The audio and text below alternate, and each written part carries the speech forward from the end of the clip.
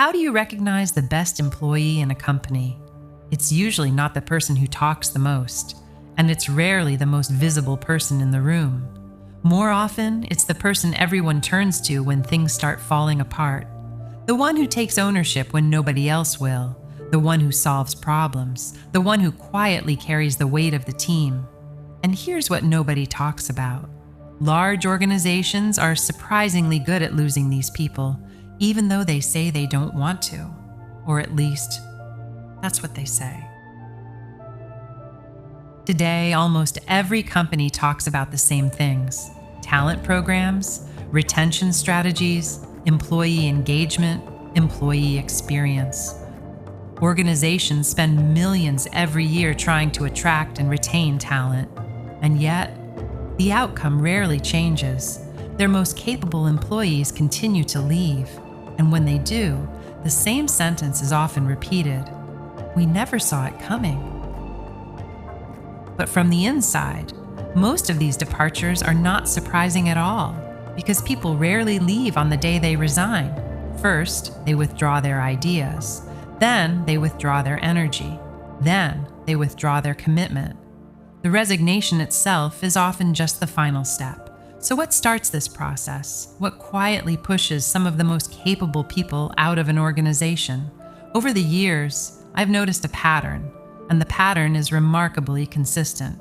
The issue is rarely the company itself. It's rarely the brand. It's rarely the benefits. More often than not, it's the person that employee sees every single day, their manager. And this isn't just a personal observation. Research points in the same direction. For years, Gallup has studied employee engagement and workplace behavior, and the data is striking. When employees become disengaged, the root cause is often not compensation. It's not office perks. It's not company events. It's management.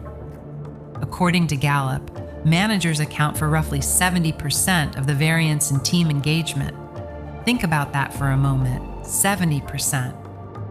In fact, many employees report changing jobs at some point in their careers primarily to get away from a manager. In other words, people don't usually leave companies. They leave managers. For some managers, high performers are an asset.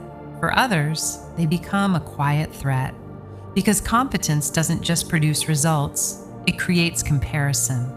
High performers generate better ideas. They identify problems faster. They often understand certain parts of the business better than anyone else, sometimes even better than their manager. And when a manager lacks the confidence to leverage that strength, a different dynamic begins to emerge.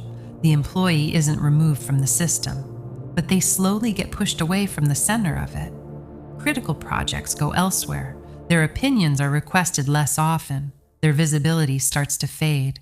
Most of this happens quietly, almost invisibly, but employees notice. They always notice. There's usually something else happening at the same time. They continue producing. They continue solving problems. They continue carrying the team, but gradually, their contribution becomes invisible. They're the one who built the presentation. Someone else presents it. They're the one who developed the idea. Someone else receives the recognition. And eventually, a question begins to form. A dangerous question. Am I actually valued here? Once that question appears, engagement often begins moving in the opposite direction. Because people don't stay committed to their work solely because of money. They stay because their work feels meaningful. Because they feel seen, because they know their contribution matters. And when those things disappear, people slowly begin to disconnect, long before they leave. This is why companies rarely lose their best employees on the day they resign. That's simply the day the company finds out. The real loss happened much earlier. The moment an idea was ignored, the moment a contribution went unnoticed, the moment a manager projected their own insecurity onto a talented employee, and perhaps most importantly, the moment they chose to control talent instead of developing it. Which raises a bigger question. If employee surveys are telling us this, if exit interviews are telling us this, if internal feedback is telling us this, why do organizations keep losing the same people for the same reasons?